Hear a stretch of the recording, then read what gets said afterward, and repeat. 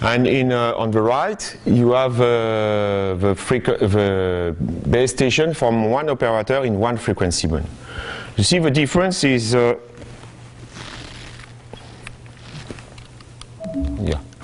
difference is here you see you have some cluster of points, and here you don't have any cluster. There are two reasons for which there's no cluster in one frequency band.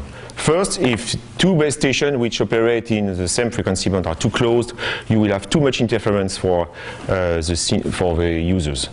Second, you have some obligations of coverage. An operator is forced by the regulator to cover everybody as much as everybody, whatever. So, if you run the statistical test on the configuration with all the base stations, it's more or less compatible with the hypothesis that it is Poisson. If you look here, you see that it's not Poisson. It's clearly you don't have the cluster points you have in any realization of a Poisson point process. So the question is, which is the alternative model for one frequency band and one operator? And the second question is, okay, I have a model, suppose I have a model for each frequency band. How could I explain that when I superpose all these realizations for each frequency, I get a Poisson point process? More, can I quantify the speed at which it's converged to a Poisson process? So it's not new to use other point processes for the modeling of base station. Distinguished professors who are in this room already investigate the problem. It seems that since you have repulsion, you can think about point process with repulsion. There are a lot of such processes, like Gibbs processes, like hardcore processes. But these processes are maybe easy to describe, but you can't do many computation with them.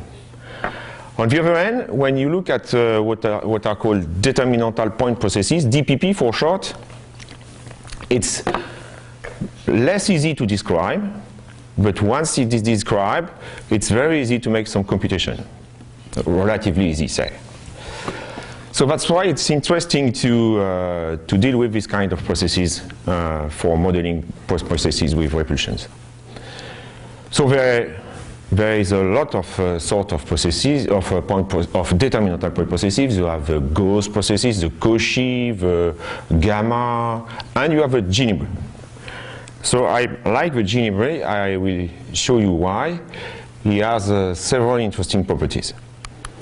So what is this process? This process is defined at the beginning as the eigenvalues of a complex matrix. So each entry of a matrix is a complex Gaussian, mean 0, variance 1.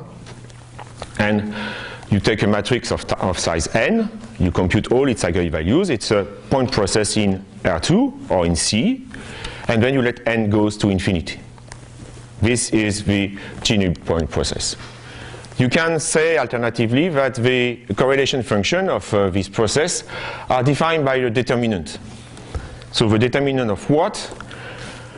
That's why I said it was not so easy to describe these processes. You consider this kernel, and then the correlation function at x1, x2, xn is the determinant of the huge matrix, which is k of x1, x1, k of x1, x2, k of x1, xn, and so on, and k of xn, xn in the bottom right.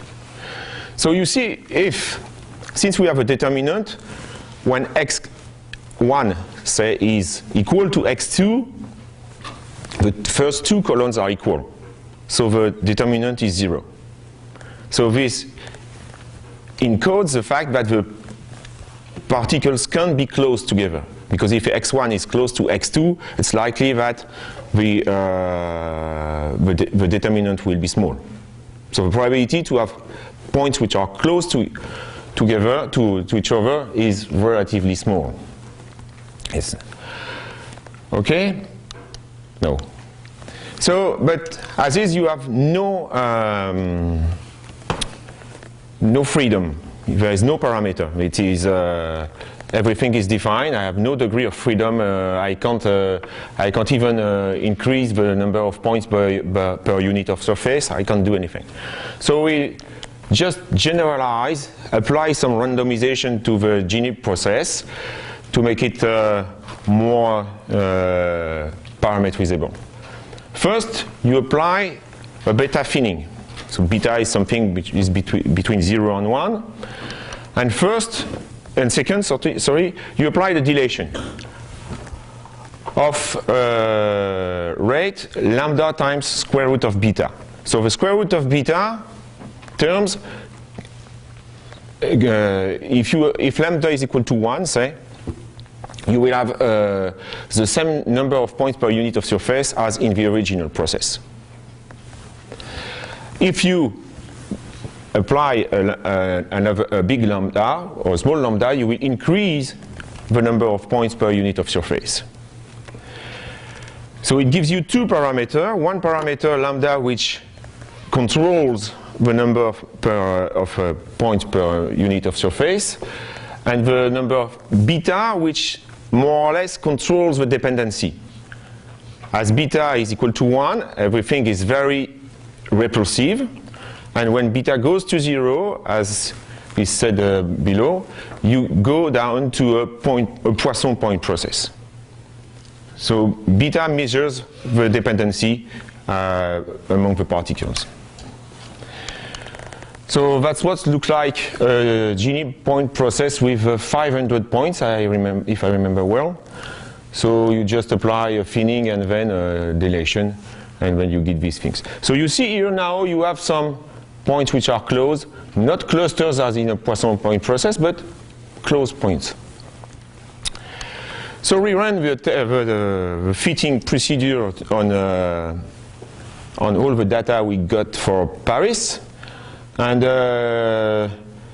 you see these for those who are not French, these are the 4 mobile operators. Orange is the historical one, and 3 is the last one. And you see there are much things we can do, many things we can say about this table. For instance, you see here you have for LT2600, the intensity is almost the same for the 3 major operators, but here you have a beta which is 0.9 and here a beta which is 0.6. But what does that mean? That means that for Bouygues they have a relatively dense network, but they choose to densify it at some hotspot. When you look at the repartition of Bouygues, you see that it's not completely regular.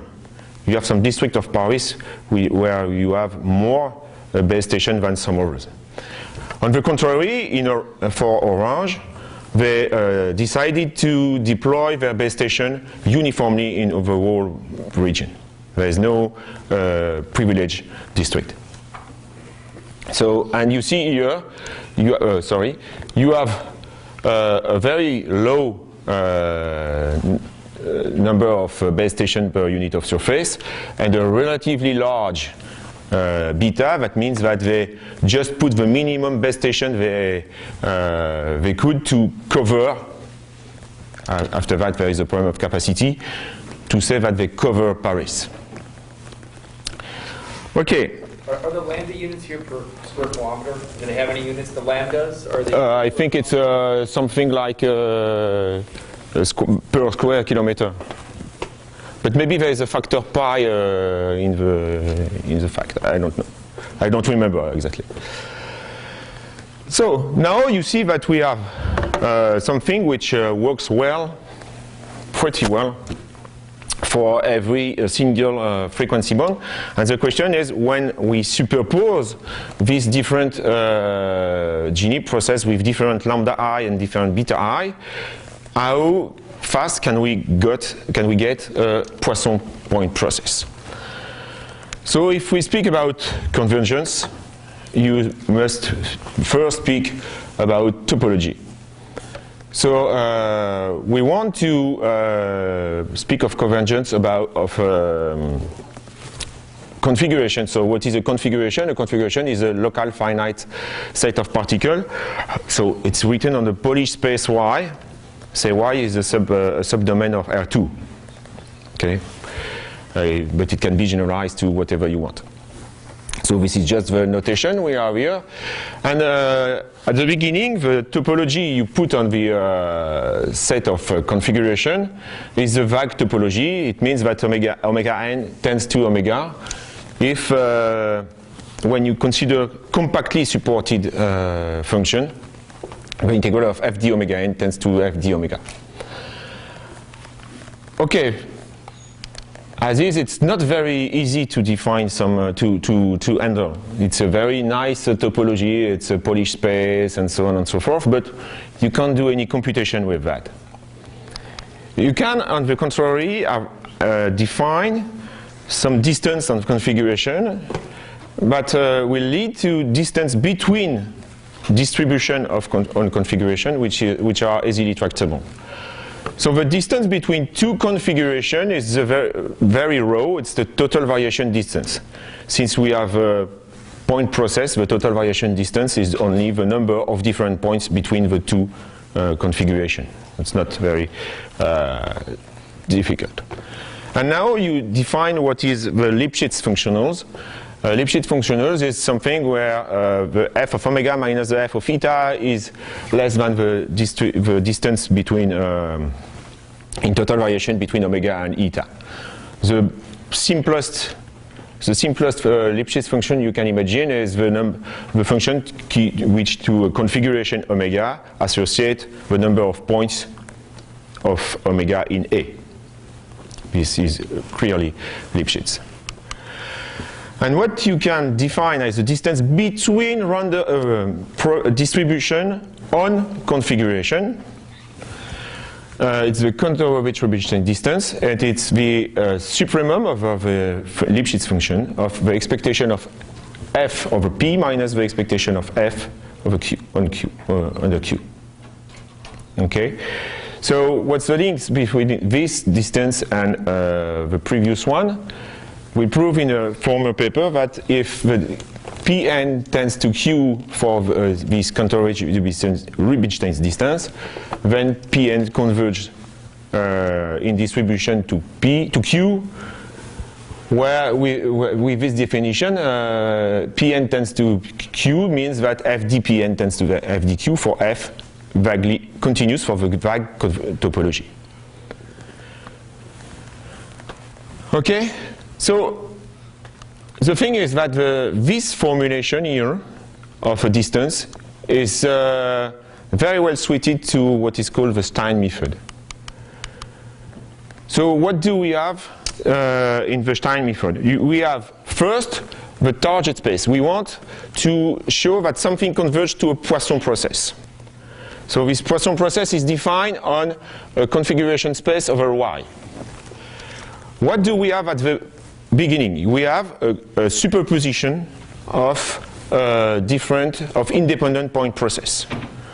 So we have a copy of eta y, n copy, since we will superpose n process, and each one has its own distribution. And then we have a mapping from the initial space to the target space, which is here you have n configuration and you superpose all these configurations, and then you are in the same space as the Poisson point process. Okay, so keep in mind this this picture with two spaces, one on the left, one on the right. You have three measures, this one, and the image measure of the measure here by the map T. That's always the same framework for any Stein method. So how does it work? It's some sort of homotopy between the two measures. You have here pi lambda, which is the distribution of a Poisson process of intensity lambda, and here you have Gothic V, which is the image measure we want to compare to the Poisson. So what you are going to construct a family of distributions such that for any t, here pt star of p lambda is equal to p lambda. So there is something which is constant here, and here pt star of v converges to p lambda, and you want to compare these two. So what you are doing is you are going back in time. Here you know the difference is 0, and then you go back and you control at each time the difference between these two, the increments along the process. And that will give you the bound between the distance between Gothic V and P lambda. So that's the idea of the Stein method. So how do you construct PT? And then in fact, you will construct a Markov process with value in configuration space, such that it is ergodic and its limit is the Poisson of intensity. Poisson, the distribution of a Poisson point process of intensity lambda. And you also want that if you start from pi lambda, the distribution is pi lambda at each time s. And that is, what you call PT star is in fact the semigroup of this. It's the image measure.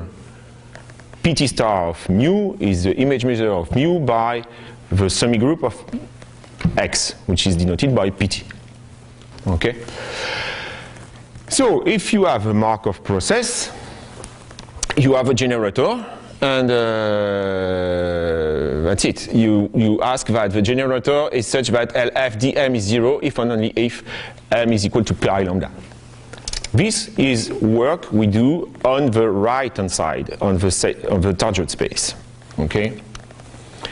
So here we want something which works for Poisson point process of intensity lambda. What is this? What can be this process? It's a process which is known as a Glauber process. So you take a Poisson on the line of intensity lambda of y ds, and you have times here when you have an arrival in the Poisson in the Poisson on the line. All the particles you will consider will have a lifetime of which is an exponential random variable of parameter 1. And what you are doing is start with an initial configuration. The particle here has an exponential lifetime. And then at S1, there is a new particle, and this particle is put in the domain according to the measure lambda divided by lambda of y. I renormalize lambda so that it's a probability measure, independently of anything else. At time S2, I have a new particle which is put in the domain according to lambda. And then at time S, you look at the particles which are alive. That gives you the Markov point process. Everything is exponential, so you have a Markov process. At each time, it's a point process.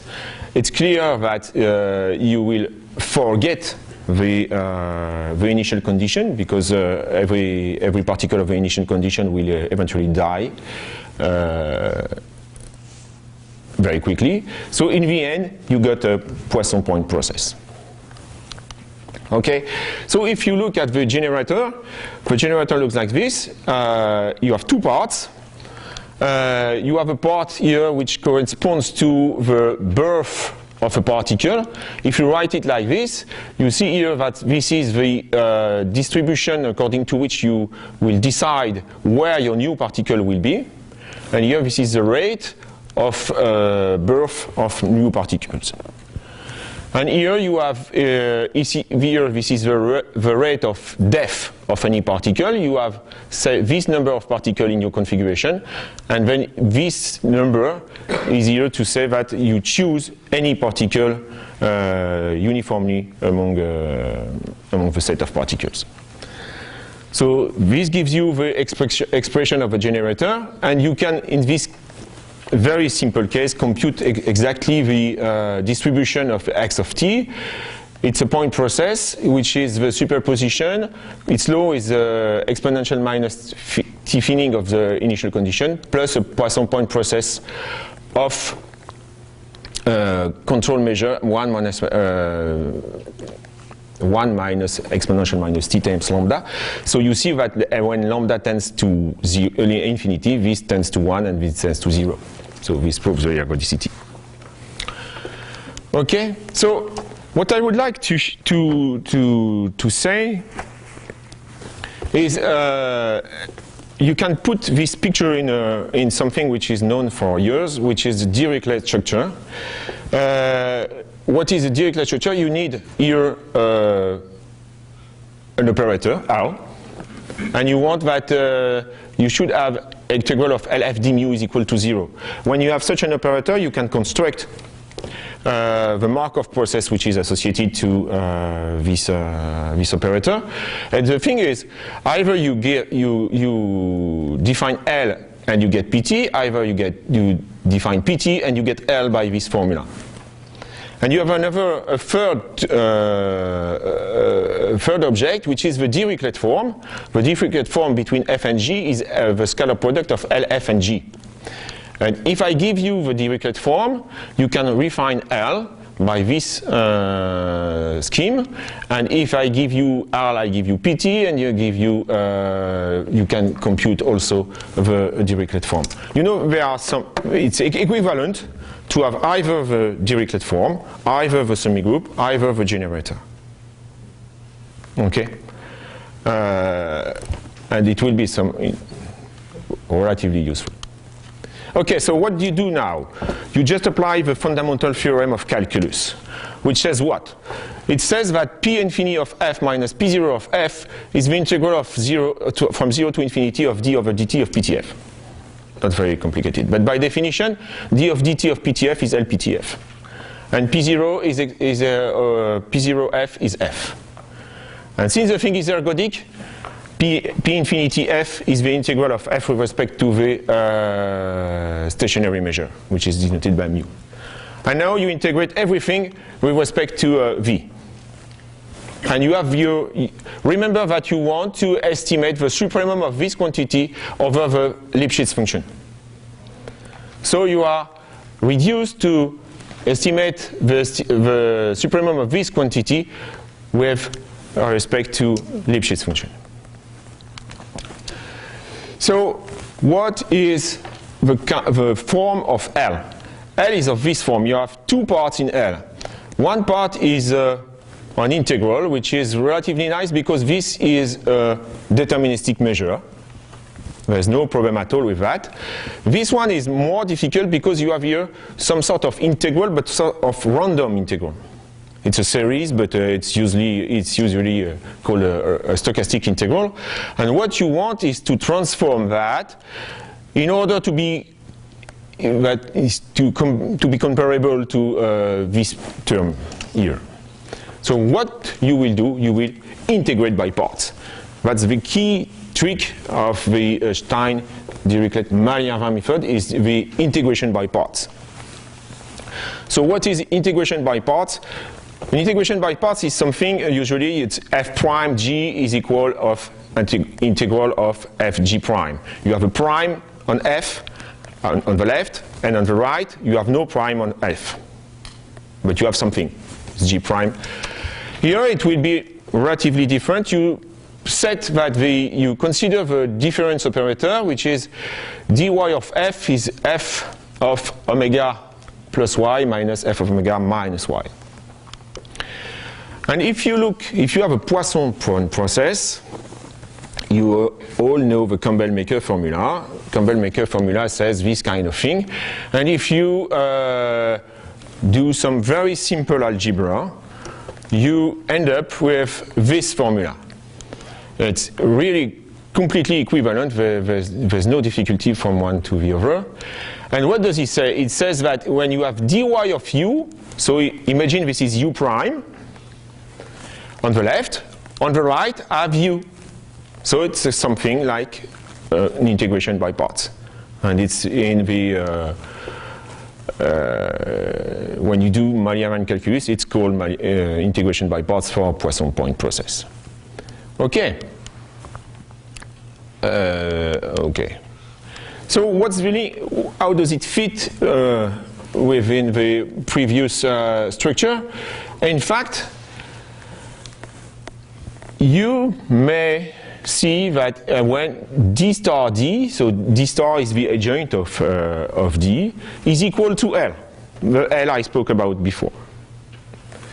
And it's the same thing if I have d, I can find L, and if I have E here, I could find D. In some sense, D is the square root of L, but it's not a self-adjoint square root. It's one square root, and it's one interesting square root. There's no automatic way to find D when you are given L. But that means that if I define D, I could in principle define L, define PT, define E, I could define everything. So you have a whole structure which is Dirichlet-Malliavin, everything you want. So, but the question, sorry, I have no mouse, so I'm forced. Okay. The question now is, we want to compute this thing, but we are here on the measure V. Measure V is the image measure of our superposition, is a measure of our superposition. So it's not a Poisson point process. Otherwise, I would have nothing to do, since I want to compare to a Poisson point process. So the question is, what is an integration by parts for a general point Poisson process? Point process, not Poisson, sorry. Then you have to introduce the Papangelo intensity. First, you consider the Campbell measure, and then you assume that it's absolutely continuous with respect to lambda times p. And the Papangelo intensity is the Radon-Nikodym derivative of the Campbell measure with respect to this product measure. Intuitively, you can think of Cx of omega as the probability to have a particle in X given that you have already seen omega. Okay? It's the contrary of, it's the opposite of a prime measure, which gives you the probability to see omega given you have a particle in X. Okay, for instance, for a Poisson point process, it's C is equal to 1. For a pairwise Gibbs process, you can easily compute the C of X and Y, X and omega. It's, you see here you have the double sum of pairs of points in omega, and here you have only a single sum. It's very easy to compute. Just use the definition and it works. So question is, for instance, what is the Papangelo intensity for Ginibre process? I told you before that I like Ginibre for several reasons, and one of the main reasons is the following. When you have a determinantal point process, it's very hard. If it's given on a domain, you need to have the decomposition of an operator, an integral operator. You have to know its eigenvalues and its eigenfunctions to be able to do some computation. So if you are given an operator on a big domain and you want to restrict on a smaller domain, there's usually no way to compute the eigen decomposition of the operator of a small domain, knowing the decomposition on the larger domain.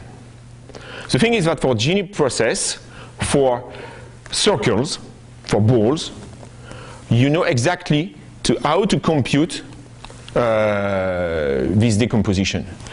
The trick is that the functions which are the basis of, which are useful for defining the Ginibre process are orthogonal on every B of 0 R, whatever R,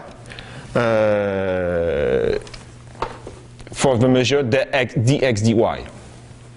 So z is a complex, it's x plus y, iy, and you integrate with respect to the Lebesgue measure over R2. So it's very easy, just change the, make a polar change of coordinates, and you will see that they are orthogonals. So what are we doing? We are considering alpha square, which are the coefficients to normalize these functions in L2 of B of 0 R. And when you consider this quantity, this kernel, you see here, this is the nth eigenfunction renormalized, the same here, and then you have here a function alpha n over 1 minus alpha n. And what is z? C, sorry. So C of z0 and z1, zn is the determinant of G of za, zb. Here you have all the points, z0, zn, and here you have only the points on the z1 to zn. It's not that easy to compute, but at least it's an expression, and you may hope to be able to do something, and in fact you are. So now we know that we have a tool which is the Papangelo intensity, and why is it useful? Because we have the G and Z formula, which says that, which is a sort of generalization of the Campbell-Maker formula, which says that when you have this expression, where here you have a stochastic integral, here you have a random term, a random number of terms in the sum. Here you transform it with just a deterministic integral, but you make here appear C of y and omega. So I told you before that the Campbell-Maker was equivalent to the integration by parts on Poisson process. The G and Z formula is equivalent to the integration by parts for general point process. The thing is that you need to put, to consider the, it looks simple, but it took me around 20 years to achieve, to complete this proof. To have an idea of what we have to prove. You have to put here a cy of omega, and you have to put here, if you remove the c's, you will have the exact formula I gave you for the Poisson point process. Okay, and it's not very, it's not that easy to prove. First, you have to guess what it is, and then you have to prove it, and it's a corollary of several computations we made with a former student of mine. Okay, so we have now this this integration by parts. So we know what D is, so we know what D star is, so we should be able to compute L. And L is given by the more or less the same thing. You know the def part doesn't change, but the birth part, here you have to to twist a little bit the birth rate process. That is, the birth rate is given by the quantity in red, and here once you have a birth, you put the particle according to this measure. So it's not uniform anymore. It's not. It's more complicated than it was for Poisson process. So X is the associated Glauber process, and you may make your math and see that L is D star D. So you have something which is completely similar to what we have on the Poisson process. Okay, so now, where was I? I want to compute this thing, and L is given by that. And now, it's not, yeah, probably, yeah. So what do I have? I have on the left space, I have mu I, which is a point process, I know only one thing, that is their Papangelo intensity with respect to their reference measure lambda I. On the right, I have a Poisson process of intensity measure lambda, and I have my map T, which is to endpoint process associate their superposition. So what we have to say is that, you see, if you remember well the definition of the Papangelo intensity, you have the Radon Nicodim of the Campbell measure with respect to lambda times P. If you, instead of lambda, you put lambda I, we just have the Radon derivative of lambda I with respect to lambda, which will appear. So you want to see lambda to put to express all the Papangelo intensity with the same reference measure. It's very easily done. The thing here is that I didn't really compute the Papangelo intensity of the superposition, because here you see I need to know what is omega I. I would have to put the expectation, the conditional expectation of omega I given omega. But actually I don't need it. So this expression is sufficient for what I want to do. So I have this term, which is the stochastic integral. I apply the integration by parts. So I get here the d lambda, and then here this is the Papangelo intensity of the superposition, and I don't know it, so I want to go back to the Papangelo intensity of each of the sub-process. So I use the previous lemma, and I get here this kind of expression. So now you see, I'm happy because I have d lambda here.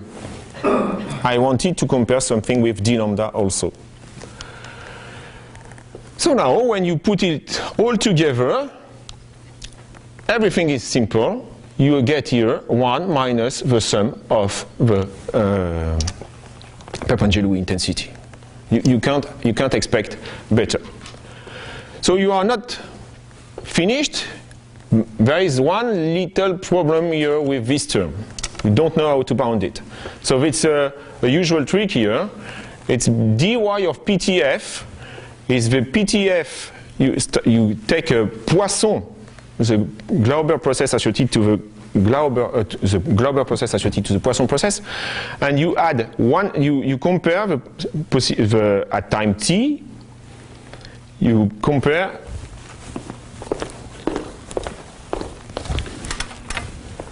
You have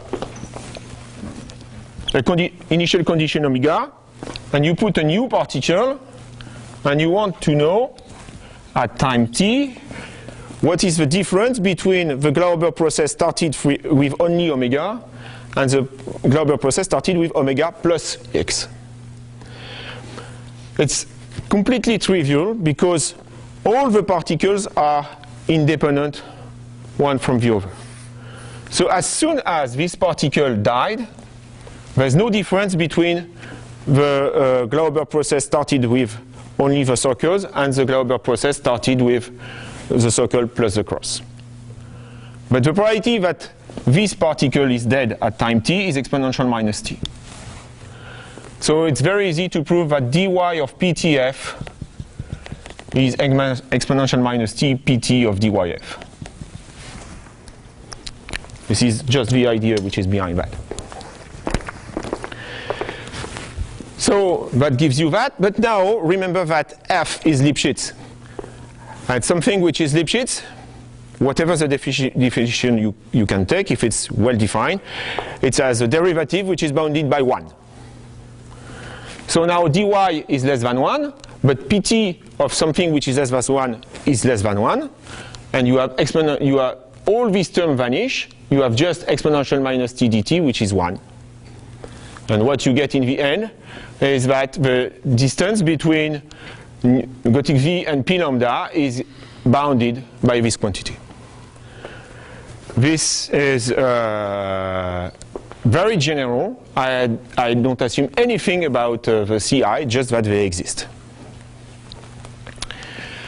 Okay, so if we want to go back to our initial problem, we have some Ginibre processes with lambda ni and beta ni, and we superpose them. Of course, the intensity of the limiting Poisson will be the sum of the intensity divided by p, because in the definition of the Ginibre process there is a pi somewhere. And that is the limit you could expect. And what you see in the end, that is the speed of convergence is c over n times the supremum of the beta ni. So we have two things there. You have the first thing that is the rate of convergence is in 1 over n. Second, we can compute explicitly c. There is no problem. It's not there exists c. You know exactly what it is. And you see that the speed of convergence is linked to the supremum of the beta ni. That's something which is reasonable, because if all the beta ni were 0, we would add some Poisson process, and if you add some Poisson process, at the end you get a Poisson process also. So it's normal that you have a 0 here. Okay, the very same techniques can be applied to show that when beta tends to 0, lambda beta Ginibre tends to a Poisson with a speed which is bounded by beta. And in fact, I show you the results for the superposition of Ginibre. You may think that it's very complicated to compute things because of the relatively complex expression of C for a Ginibre point process. But in fact, you don't need, we started by the Ginibre point process, but in the end, you don't need anything of the Ginibre point process. You just need one thing. We say that a process is repulsive if it satisfies this. That means, you see, eta is less than omega. So you have a configuration and then a larger configuration. And then you put a point at x. It's repulsive if the probability to have a point at x is weaker when you know more. But you have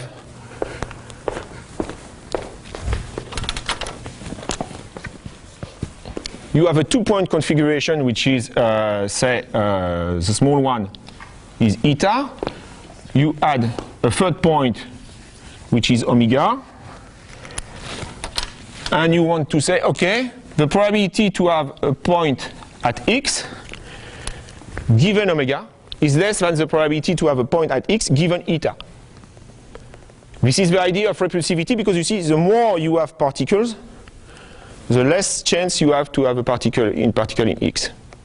So the new particle here pushes away x.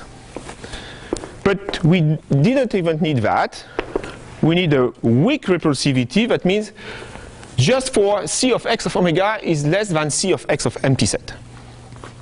And it's true for if it's repulsive, it's a weakly repulsive, of course. And this is sufficient to prove that if you take a family of weakly repulsive point process, you have this bound. Here, this is the probability to have 0 point. So 1 minus nu ni of empty set is a probability to have more than 1 point. It's supposed to be small, because when you want to superpose a lot of point process, if you want that it converge, that means that each process should have a very few number of points.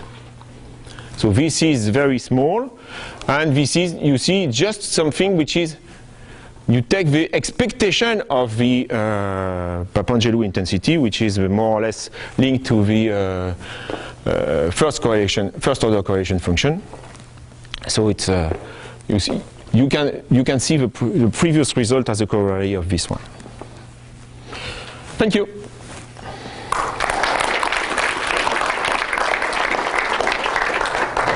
Okay, we are a bit behind schedule, but maybe there's still time for 1, 2 short questions. In the application example, now you have these different frequencies and different operators. Now, is the assumption that these Ginibre processes are independent? Is that true in practice? Because you could imagine that they're actually sharing base station powers, locations, so they would not necessarily be independent. Actually, we didn't look at that. Yeah, true.